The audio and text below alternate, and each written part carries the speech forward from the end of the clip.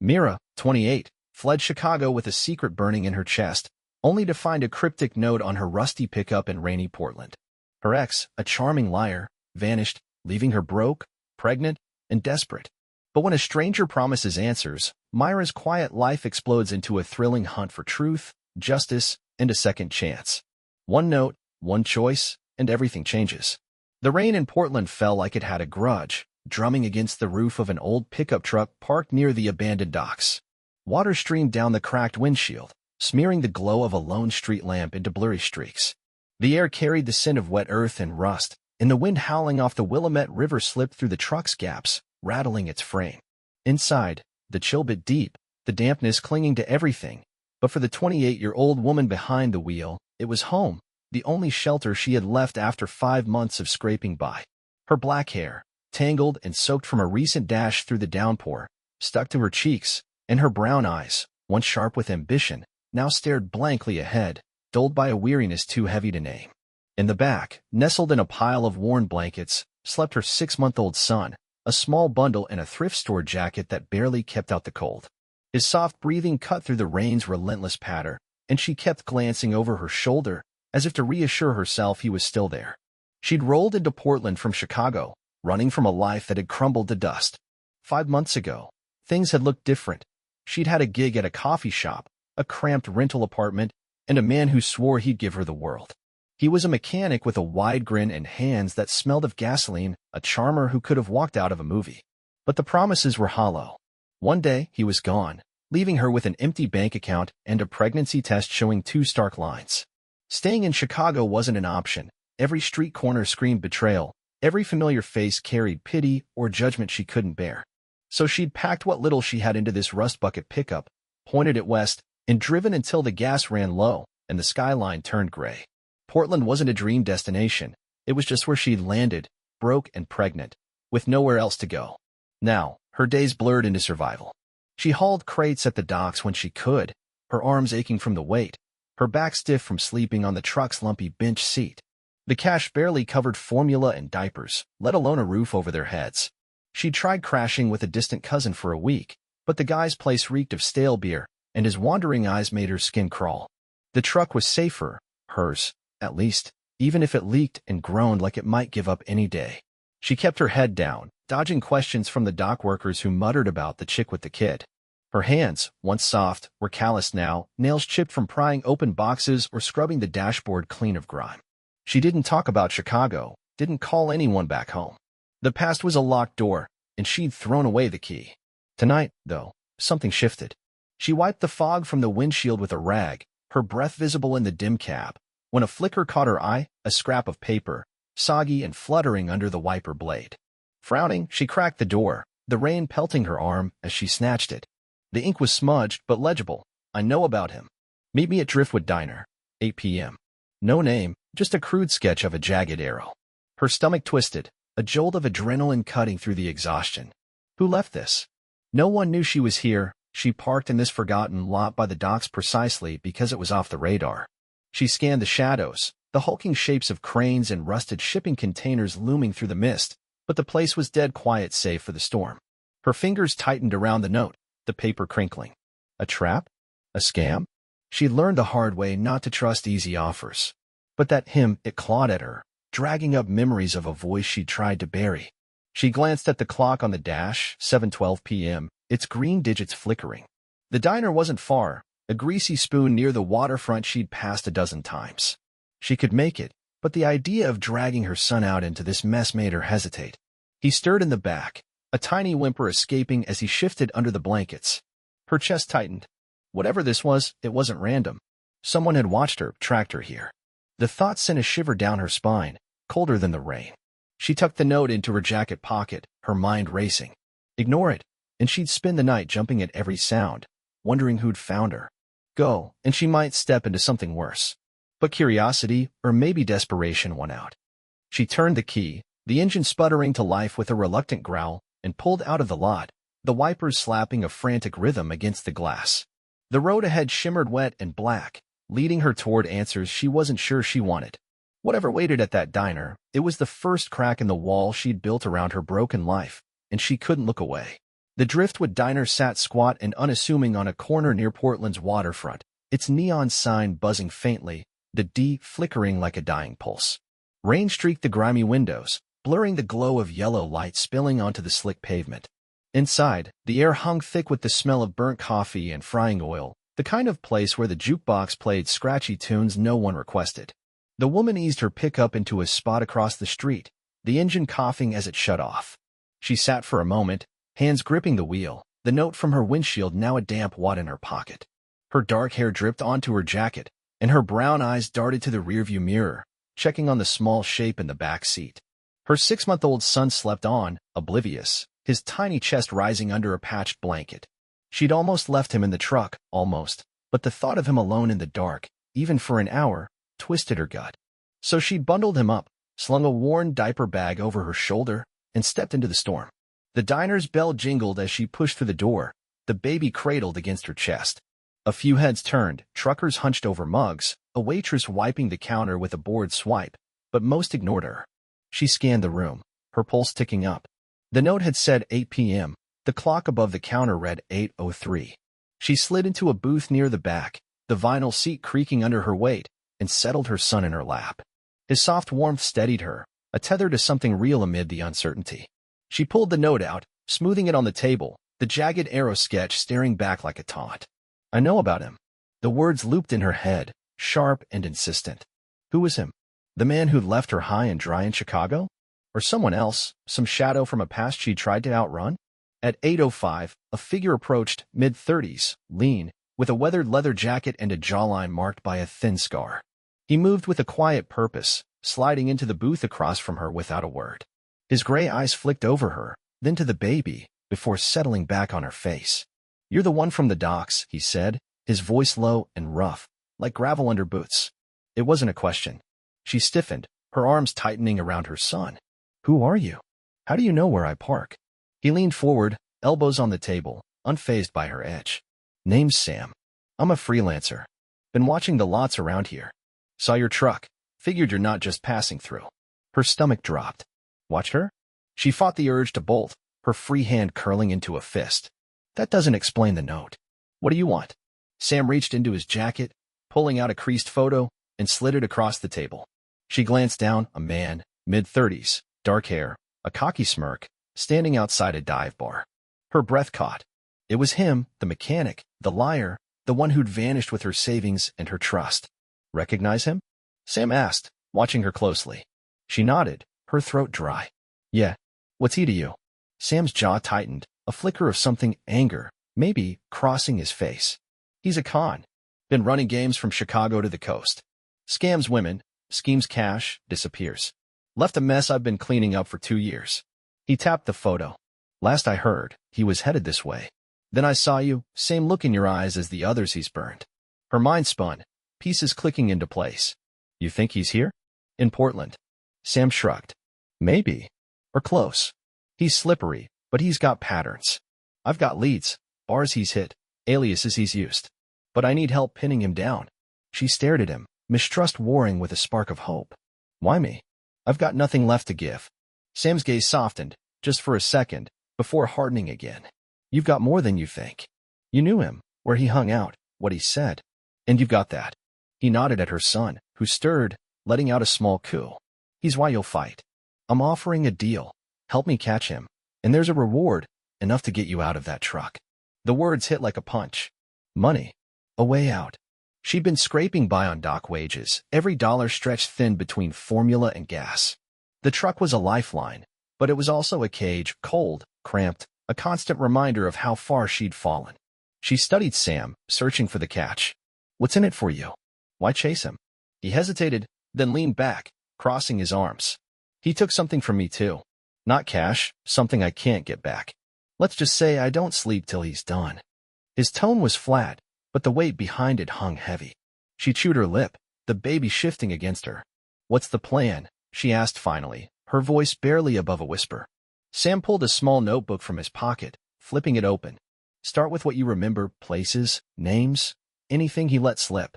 I've got a guy in Chicago who saw him last month, said he's working a new angle, maybe drugs this time. We track him, set a trap. You're the bait, He won't expect you to fight back.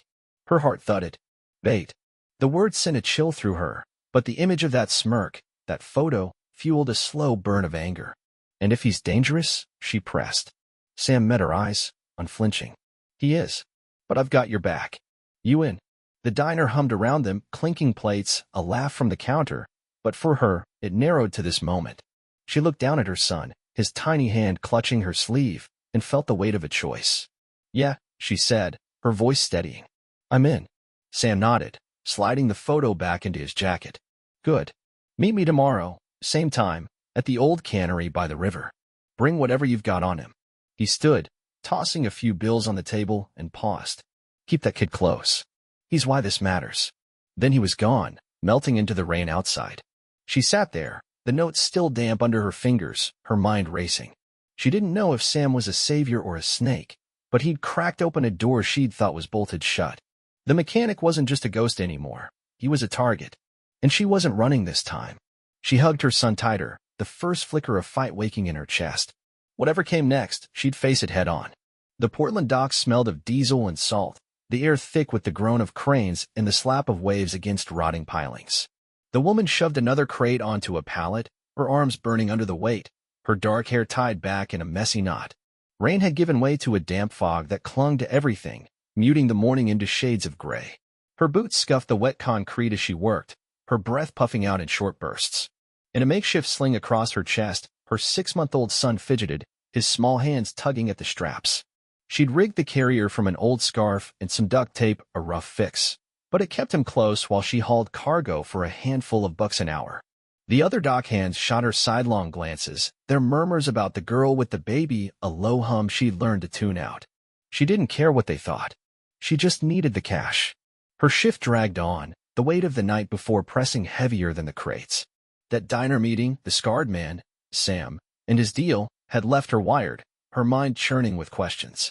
The photo of her ex, the mechanic who'd gutted her life, sat like a stone in her pocket, next to the crumpled note with its jagged arrow. Sam's words looped in her head. Help me catch him, and there's a reward. It was a lifeline, a chance to claw out of the pickup truck she called home. But trust didn't come easy, not after Chicago, and Sam's intensity, his vague talk of a personal score, set her nerves on edge. She'd agreed to meet him again tonight, but doubt gnawed at her. What if this was another trap, another lie? A shadow fell over her as she stacked the last crate. She straightened, wiping sweat from her brow, and saw her boss, mid-50s, stocky, with silver streaks in her dark hair and a face carved from years of hard choices. The woman wore a faded denim jacket, her arms crossed, her hazel eyes sharp but not unkind. You're pushing it today, she said, her voice cutting through the dock's clamor like a blade. Kid's slowing you down. The younger woman bristled, adjusting the sling. He's fine. I'm fine. We're managing. The older woman tilted her head, studying her. Managing ain't thriving. You've been at it for weeks, hauling more than most, saying less than anyone. What's eating you? It wasn't a question she could dodge. The boss had a way of seeing through bullshit, a trait that had earned her respect down here. The younger woman hesitated, then pulled the photo from her pocket, holding it out. This guy. You ever seen him?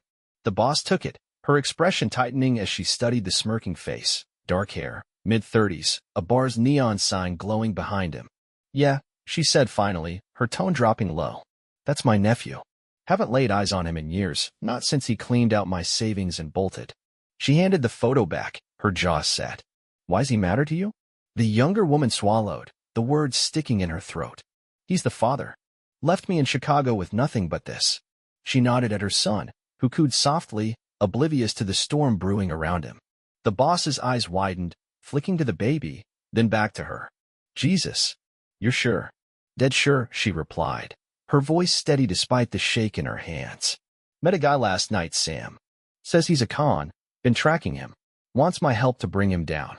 The boss rubbed her face, muttering a curse under her breath. That sounds like him.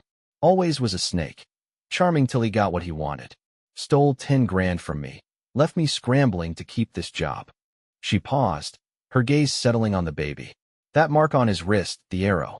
My sister had one too. Runs in the family. The younger woman froze, lifting her son's tiny arm. There it was, a faint, jagged birthmark, mirroring the sketch on the note. Her stomach lurched. You're saying? I'm saying we need proof. The boss cut in, her tone firm. I've got a friend who can run a DNA test, off the books. If he's mine, your kid's mine too, in a way. You okay with that? The younger woman nodded, dazed. Yeah, do it. The boss pulled out her phone, barking orders to someone on the other end, then turned back. Name's Carla, by the way. Should have said that sooner. You're not just some grunt to me now. The younger woman managed a weak smile. Thanks, Carla. 3 days later, Carla called her into the dock office, a cramped room stacked with papers and smelling of stale cigarettes. She held an envelope, her hand steady as she tore it open. It's a match, she said, her voice catching. He's my great-nephew. The younger woman sank into a chair, her breath hitching. Carla set the paper down, her eyes glistening. I didn't know about you. If I had, I'd have tracked you down myself. That bastard's been ruining lives too long. The younger woman wiped her face, a mix of relief and fury churning inside. He took everything, my money, my trust. Left me pregnant and alone. Carla's jaw clenched. He'll pay for it. You're not alone anymore. Move in with me. Got a spare room in my place up in St. John's. No arguments. The offer hit hard. The pickup was her shield, but it was falling apart. Leaking roof, dying battery, a cold trap for her and her son. She'd been too proud to beg, too scared to lean on anyone. But Carla's gruff kindness cracked that open. Okay, she said finally, her voice small. But I'm not a charity case. Carla snorted. Ain't charity. It's family. Kids got my blood. Means you're in this mess with me. That night, she followed Carla's beat-up sedan to a small house perched above the river, its paint peeling but its lights warm. Carla hauled her duffel bag inside, while she carried her son, his sling swaying as they stepped over the threshold. The place smelled of cedar and soup simmering on the stove, a far cry from the truck's damp chill. She set her son down in a corner, watching him kick at a blanket, and felt the weight shift, not gone, but shared. Carla handed her a mug of tea, nodding at the photo still in her pocket. We'll get him. You me this Sam guy? He doesn't know what's coming. The younger woman gripped the mug, her resolve hardening. The mechanic wasn't just her ghost now. He was Carla's too. And that changed everything. Outside, the fog thickened, but inside, a spark of something fierce took root. She didn't know what Sam's trap would bring, but with Carla in her corner, she wasn't facing it alone anymore. The fog over Portland thickened into a shroud, wrapping the old cannery by the Willamette River in a haze that swallowed sound and light. The woman stood near the rusted entrance, her boots crunching on gravel, her dark hair damp from the mist clinging to the air. Her 6-month-old son was safe back at Carla's house, tucked into a crib the older woman had dragged out of storage, his tiny snores a faint echo in her mind. She'd hated leaving him, but this wasn't a place for a baby, not tonight. Her hands trembled, not from the cold, but from the adrenaline spiking through her veins. The photo of her ex, the mechanic who'd shattered her life, burned a hole in her jacket pocket, next to the jagged arrow note that had started this spiral. She was here for answers, for justice, for a shot at clawing her way out of the wreckage he'd left behind. Carla stood beside her, a solid presence in her denim jacket, her silver-streaked hair pulled tight under a cap. Her hazel eyes scanned the shadows, sharp and unyielding, a switchblade glinting in her hand. You sure about this? She muttered, her voice low. The younger woman nodded, her jaw set. He called me last night, said he'd take my son if I didn't show. I'm done running. Carla's lip curled, a flicker of fury breaking through her calm. Bastard's got nerve, I'll give him that. Let's end this. Sam had set the trap. Lure the mechanic here, catch him on tape confessing his scams, hand him to the cops. The cannery, abandoned and sprawling, was perfect, isolated, echoey, a maze of steel and decay where no one would hear a fight. Sam emerged from the fog, his leather jacket slick with moisture, his scarred jaw tight. He carried a small recorder in one hand, a flashlight in the other. He's coming, he said, his gray eyes flicking between them. Saw his car, a stolen black sedan, circling the docks 10 minutes ago. You ready? The younger woman swallowed, her heart pounding. Yeah. What's the play? Sam crouched, sketching a rough map in the dirt with a stick. You stand here, by the loading bay. Keep him talking, get him to brag about Chicago, the cons, anything. I'll hide in the rafters, record it. Carla, you're back up, block the exit if he bolts. Carla nodded, twirling the blade. He's not slipping past me. They took their positions, the cannery's silence pressing in. The younger woman paced the loading bay, her breath shallow, rehearsing the words Sam had coached her on. I want my money back. Tell me where it went. Her voice would shake, she knew it, but that might work, make him cocky. Minutes stretched, the fog muffling the river's lap, until headlights sliced through the gloom. A car door slammed, footsteps crunched, and there he was, taller than she remembered, his dark hair slicked back, his mechanic's hands stuffed in a leather coat. His smirk hit her like a slap, but his eyes were colder now, edged with something desperate. Well, he drawled, stopping a few yards away. Knew you'd crawl back. Where's my kid? Her stomach twisted, but she held her ground. He's not yours. You lost that when you ran off with my savings.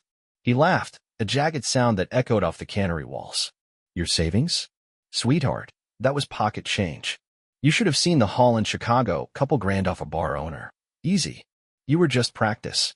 Her fist clenched, but she kept her voice steady. So you're proud of it? Stealing, lying, leaving me with nothing. He stepped closer, his smirk widening. Proud? I'm good at it. And that kid, he's mine by blood. Coral, see it my way. Above, a faint creak, Sam shifting in the rafters, the recorder rolling. She pressed on, baiting him. What about the others? You leave them broke too? He shrugged, smug. Some. One chick in Chicago got clingy, had to cut her loose hard. Worth it for the cash. Her pulse raced, close enough, maybe, for Sam's tape. But then he lunged, grabbing her arm. Enough talk. Where's he at? She yanked back, panic flaring, and Sam dropped from the rafters, tackling him to the ground. Got you, asshole, Sam snarled, fist flying. The mechanic cursed, landing a wild punch that split Sam's lip, then broke free, sprinting for the exit. Carla surged forward, blade flashing, blocking his path. Not this time, she roared, shoving him back. He stumbled, glaring, then bolted for his side door. The younger woman didn't think. She ran after him, her boots pounding the gravel, the fog swallowing his shape. Sam, the car, she yelled, spotting the sedan's taillights flare. She sprinted to her pickup, keys shaking in her hand, and peeled out after him. The chase tore through Portland streets, tires screeching on wet asphalt, the city a blur of neon and mist. He swerved through traffic, reckless, his sedan fishtailing around corners. She stayed on him, her knuckles white, rage drowning out fear. You don't get to win, she hissed, her voice lost to the engine's roar. He hit the industrial district, the road narrowing, and she saw it, a slick patch, oil shimmering in the fog. His car spun, tires screaming, and slammed into a ditch with a sickening crunch. She slammed her brakes, skidding to a stop, and stumbled out, the mist cold against her face. The sedan's front was crumpled, steam hissing, the mechanic slumped over the wheel, blood trickling from his temple. Headlights flared behind her, Sam's truck, Carla in the passenger seat. Call it in, Sam shouted, tossing her his phone as he ran to check the wreck. She dialed 911, her voice trembling but clear, crashed near the cannery. He's hurt, ran from us. Sirens wailed in the distance, red and blue cutting through the haze. Sam pulled back, panting. He's alive, barely. Cops'll take it from here. Carla gripped her shoulder, fierce. You did it. He's done. The younger woman stared at the wreck, her breath ragged. The mechanic groaned, stirring, but the fight was gone from him. Handcuffs clicked as paramedics arrived, his threats reduced to a wheeze. She clutched the photo in her pocket, the smirk now a memory. The trap had worked, messy, brutal, but it worked. Her son was safe, and this chapter was closing. The fog lifted slightly, the river's murmur returning, and she felt the first crack of relief pierce the storm inside her. The fog had burned off Portland by mid-morning, leaving the sky a pale, fragile blue that mirrored the calm settling over the small house in St. John's. The woman stood on the porch, her dark hair loose for once, brushing her shoulders as she cradled a chipped mug of tea. The Willamette River glinted below, its surface catching the sun in lazy ripples, a stark contrast to the chaos of the night before. Her 6-month-old son gurgled inside, safe in a crib Carla had scrubbed clean and painted with stars, a quiet gift from a woman who'd become more than a boss. At 28, she'd seen her world collapse and rebuild in ways she couldn't have imagined, and now, with the air crisp and the rain finally gone, she felt the weight of survival shift into something softer, hope, maybe, or at least the promise of it. Inside, Carla sat at the kitchen table, her silver-streaked hair pulled back, her hands wrapped around a coffee cup. Papers were strewn across the wood, police reports, a grainy photo of the mechanic, and a scribbled list of dates and names Sam had dug up. Her hazel eyes were tired but steady, the lines on her face deeper after a sleepless night of reckoning. "He's not walking away from this," she said, her voice rough but firm, tapping a report. "Cops got him cold, assault, theft, that Chicago scam. 15 years, minimum, if he makes it through the hospital." The younger woman stepped back inside, setting her mug down. "He's alive." Carla nodded. "Yeah. Concussion, busted ribs, legs a mess. Cuffed to the bed now. Trials in a few months." The crash replayed in her mind, the sedan spinning into the ditch, the mechanic's slumped form, the sirens cutting through the fog. She'd stood there, frozen, as Sam and Carla handled the cops, her hands still shaking from the chase. The paramedics had pulled him out, barely conscious, his threats silenced by pain and steel restraints. The evidence was ironclad. Sam's recording from the cannery, catching his boasts about Chicago, Carla's testimony about the 10 grand he'd stolen from her, and a bar owner from back east who'd come forward, pinning a fraud scheme that tanked his business. The mechanic's charm was useless now, his smirk wiped away by a judge's gavel looming on the horizon. She didn't relish his suffering, but the relief was a tide washing over her, cleansing the fear that had clung since he'd vanished with her savings. Carla pushed a chair out with her foot. "Sit. You look like you're still running." The younger woman sank down, her brown eyes meeting Carla's. "I keep waiting for him to show up again, you know? Like last night didn't stick." Carla reached across, gripping her hand. "It stuck. He's locked up. Cops said he's got no bail, too many priors. You're free of him." Free. The word felt foreign, too big for the small kitchen, but it sank in slow and sure. She glanced at her son, now chewing on a teething ring Carla had found in a drawer, his arrow-shaped birthmark a faint echo of the man who'd nearly destroyed them. "What about you?" she asked. "You're testifying too?" Carla leaned back, exhaling. "Yeah. Should have done it years ago, called him out when he took my money. Thought I could fix him, being family. Stupid." Her voice cracked, guilt shadowing her face. "I'll tell the court everything, make it right for you, for the kid." The younger woman squeezed her hand back. "You already have. This house, the crib, you didn't have to." Carla shrugged, brushing it off. "He's my blood too. And you're tougher than I was at your age. Deserve a shot at something better." That shot came quicker than she'd expected. Carla sold an old fishing boat she'd kept docked for years, a relic from a life before the docks.